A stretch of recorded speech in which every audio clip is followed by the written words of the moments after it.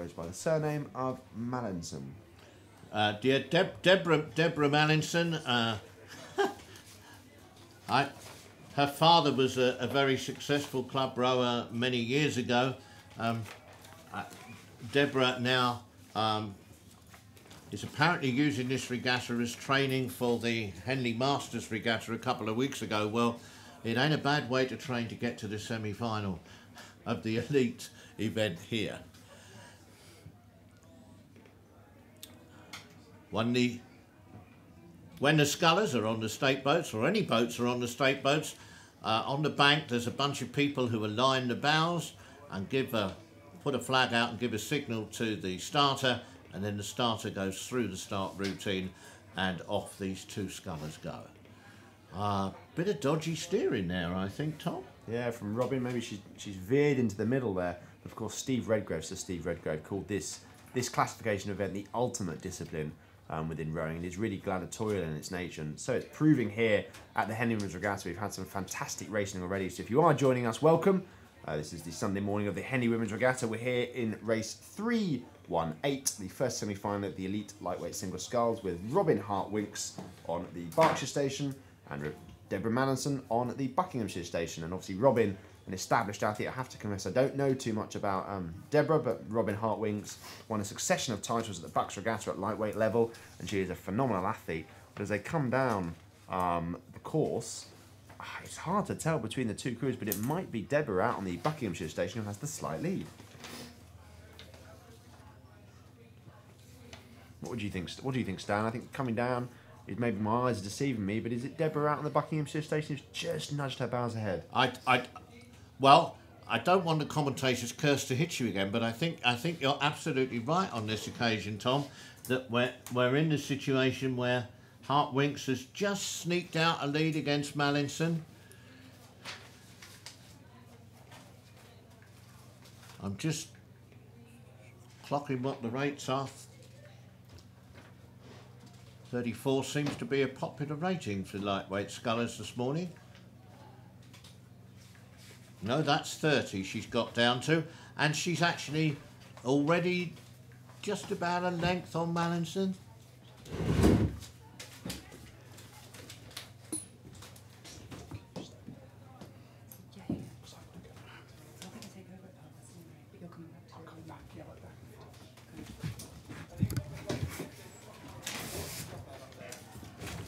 Well, as this race continues, Tom now is disappearing off to do some interviews, and I'm very, very pleased to welcome in his place Alison Mowbray. Good morning, Alison. Good morning. I think I'm taking over for a while, so I've just stepped in for a bit. Tom will be back. He's very busy. He's got everything. So who have we got? Well, we've just now we've had some cracking semi-finals so far this morning. We're just now moving. This is race number 318, the elite lightweight single sculls semi-final, and this is the first semi-final. Just now coming down towards the enclosure area. It's been one third of the race, and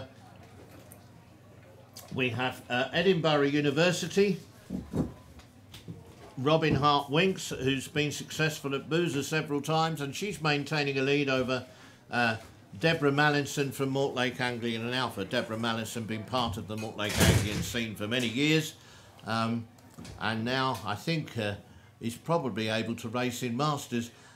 Earlier on in this race, Robin Hart-Winks established over a length lead, but we can see that's changed. But actually the second semi-final has now started, and we've gone back to that. Fast and furious, isn't it, here?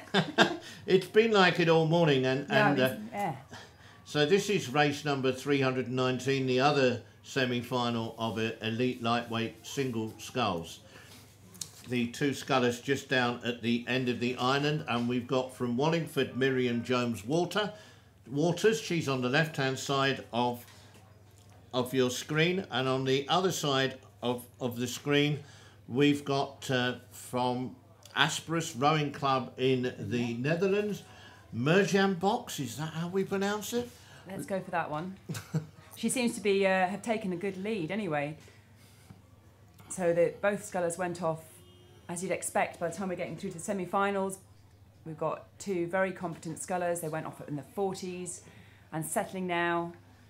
I mean, this is one of all the races, of course, are 1,500 metres, but we might say this is one of the longest races of the day, because in the singles it takes longer, and the lightweight singles it takes slightly longer as well. So there's a lot of time for this race to pan out. But at the end of the island, about a minute into this race, it is the Dutch sculler who's taking considerable advantage. Yes, we're looking at what, 5.5 minutes it might take these young ladies, or 5 minutes. The conditions are good today. Yeah. What do you reckon? Yeah, it's looking at, of course, it depends a little bit on the wind, but there doesn't seem to be much. Perhaps a slight headwind to push against. So she's settled down to about 32 there. So, lightweight scullers, there's a weight restriction on that. How does that work? Do they have to weigh in constantly, or how does that work? They do have to weigh in before every round. They have, in a single, they're allowed to be slightly heavier because, of course, in the crew boats is a crew average, but in the single they're allowed to be the kind of maximum weight, which I believe is. So this 59. Is 59 kilograms, yeah. I think, is it, for lightweight scullers? So, but they do have to weigh in, I believe, 2 hours before the first race of the day. So if you've got 2 races in a day, fortunately you don't have to kind of go and make weight twice. But they would. This is, it's a kind of additional torturous regime here to both get your fitness and to. So if you're rowing as a lightweight, whether as a man or a woman, do you do it like boxers do and just get down to the weight a couple of days before race day, or is it something you have to do over a longer period? Well, not being a lightweight myself, but I've seen it a lot, and I think the ideal and what the coaches and what they all want to do is to get down over a longer period, but it is quite tough. So they tend to hover a few kilos above, and then in the week coming up, they'll make sure that they're really they get within. I guess the aim would be within a kilo. What else? And then that morning, you may see lightweights doing sweat runs before their weigh-in, and sometimes after their weigh-in. So they kind of have. They have a bit of leeway of time to try and get down, but sometimes it gets a bit desperate. Well, I know you were around the Great Britain lightweight ladies for some years, and certainly when we had lightweight men in the club that I was at many years ago, just after they invented lightweights, the lightweights were notorious for having eccentric diets. Are these lightweight athletes able to eat what you and I might call normally? No, I mean, I can't imagine it. It's just so tough to do all the training. So we're back up to another race now, but we have another lightweight race. So this is semi-final. Are we on the elite lightweight pairs now? On the Berkshire Station Tideway Scullers Oxford Brooks, and on the Buck Station Lee. So we have there. Yes, that's absolutely. Race 320. So it was quite a small. We have 2 semi-finals here, and just 4 entries in this event. So it's quite a small event to get elite lightweight pairs. This is an event which isn't represented in the Olympics. The only Olympic lightweight boat is the lightweight double. So it tends to, if you're a good lightweight, it tends to kind of move you towards doing the double. And it's fantastic, actually, that Henley maintains this in the programme to maintain lightweight rowing, because it's really important that all rowers have the opportunity to both sweep and scull. And we've got Lee here in the distinctive orange. You can always pick them out. It's either Lee or the Dutch, and I do believe this is Lee in the orange. Got a good lead now. And Lee, of course, row actually on the River Lee, almost in the shadow of the Olympic Stadium down at Stratford. And they've recently moved from a boathouse they've been in for many, many, many years. Lee, one of the original clubs that was part of the professional rowing clubs in years gone by, and they've now got a fabulous new water sports centre that was opened earlier this year.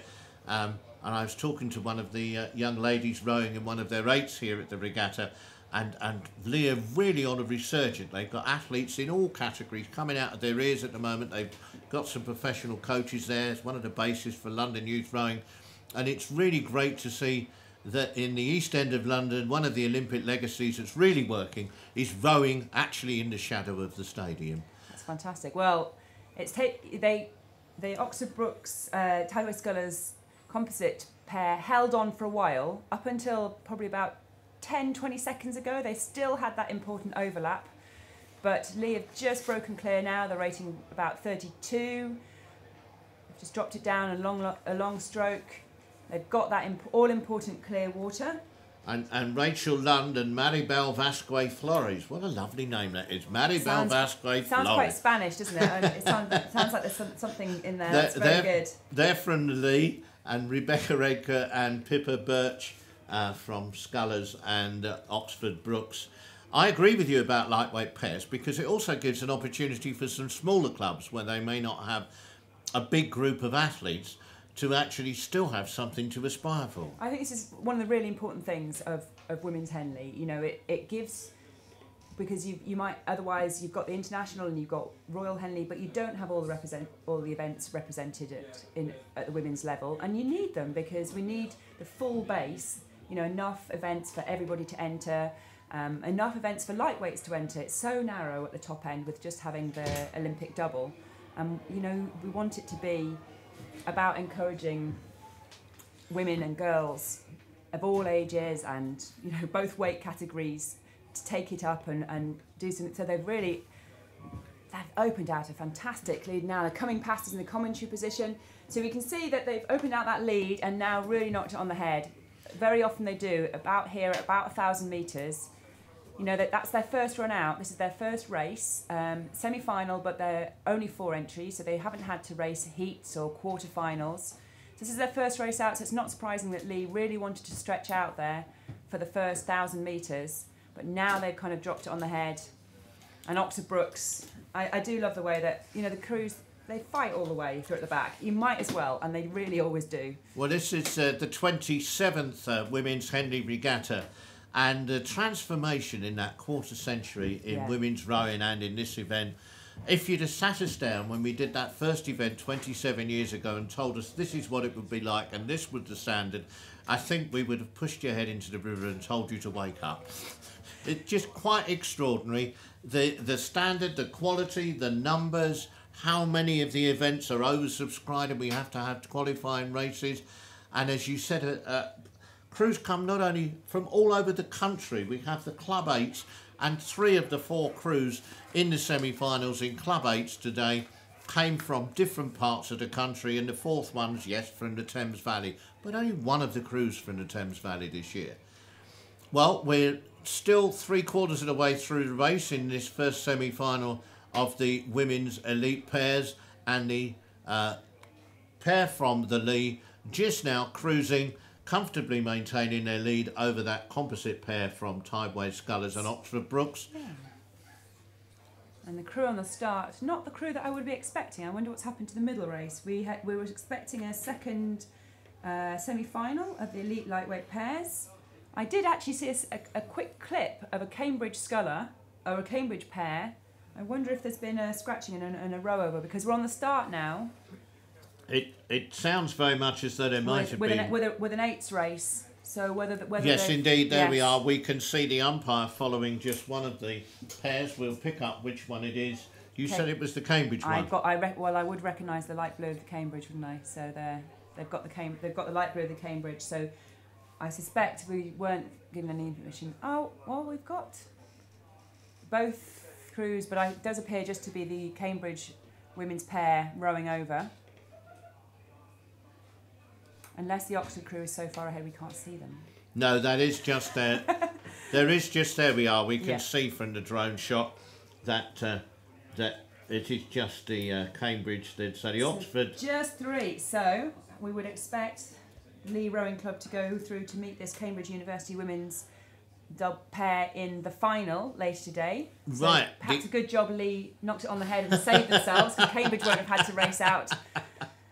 Absolutely. But I think that's a disadvantage. I always think it's really good to have had a race, you know, and kind of got yourself settled and got a win. You know, Lee have got a win in the bag. They've got that going into confidence. So maybe they've got that was an advantage, and Cambridge, maybe they've got the advantage of not having to kind of have that adrenaline rush and go out there. But then when you were racing at the top level, They're quite fun to Alison, did sit you on. ever have to race twice in the same day?